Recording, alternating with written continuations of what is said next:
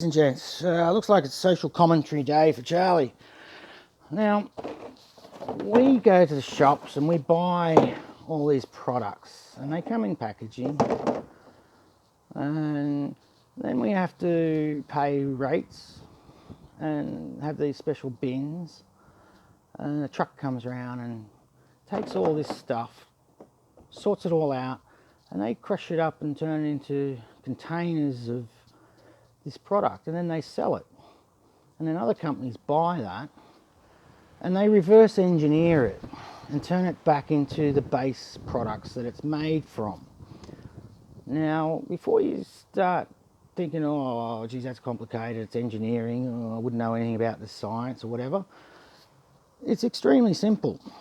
It's all plastics come from plant-based long polymer chains. That's right, they come from plants, which come from the sun. So it's captured sunlight in a plant, and then we use the fibres and the long chain polymers to make other products. And before you think, oh geez, I don't know anything about that, well, every house in the world has a laboratory in it already. It's called a kitchen.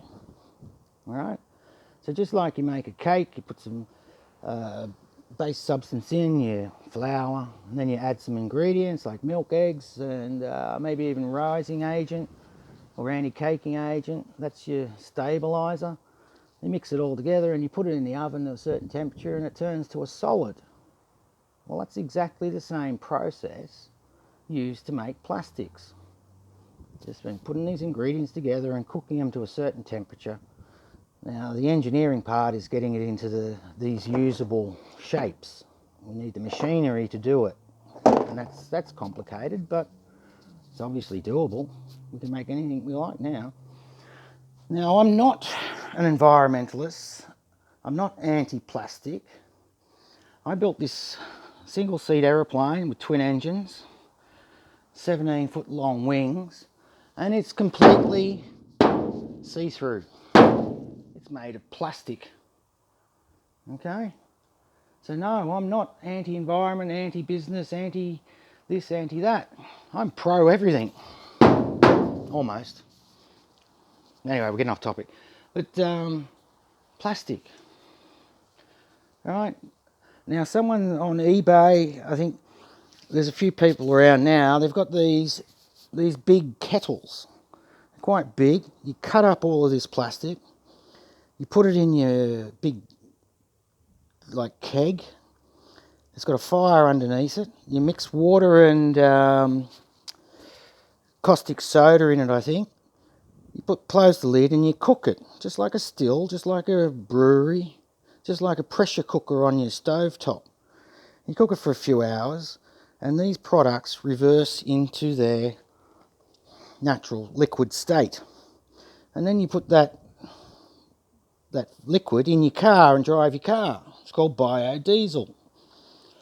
Now, biodiesel is made from water and plants. It's alcohol, all right? 1930s or whatever it was when they had the ban on alcohol. I forgot the name of the thing. They put colouring in alcohol because it was cheaper to buy alcohol from the petrol station than in bottles. So they put colouring and they put ethanol in it to poison you so you wouldn't drink it. And it was for cars only. Yeah, anyway, that's another long story, getting off track. But anyway, so now that these guys can show you how to do this at home, turn these things back into their natural products and put that in your car and drive it, I notice now that there's recycling centres opening up. And they're offering 10 cents per bottle and 5 cents per plastic, right? Because now you can use this for yourself and save yourself money on buying petrol. They finally turn around now and go, oh yeah, we'll buy it back off you, right? But for the last, 30 years, we've been paying the council to take this away and to sell it to someone else, which we paid for in the first place. Now, I don't think we're going to get, you can't opt out of recycling. They're still going to charge, council's still got a system set up here, and they're still going to charge you for picking up your rubbish, even if you don't put a bin out. Yeah, they just calculate it on per house, whether you use it or not. So anyway, if I was in the position, I would say that each street throughout Australia would have a recycling centre at the end of each street, metaphysically speaking, and that all of these plastic products that are actually saleable would be sold, gathered and sold, and credited to the poorest family in that street, or the poorest 3 families in that street, depending on the length of the street or something, you know. If it's like my street where it's a kilometre long, we'll choose 3 families. If it's a smaller street, we'll just choose 1 or something like that.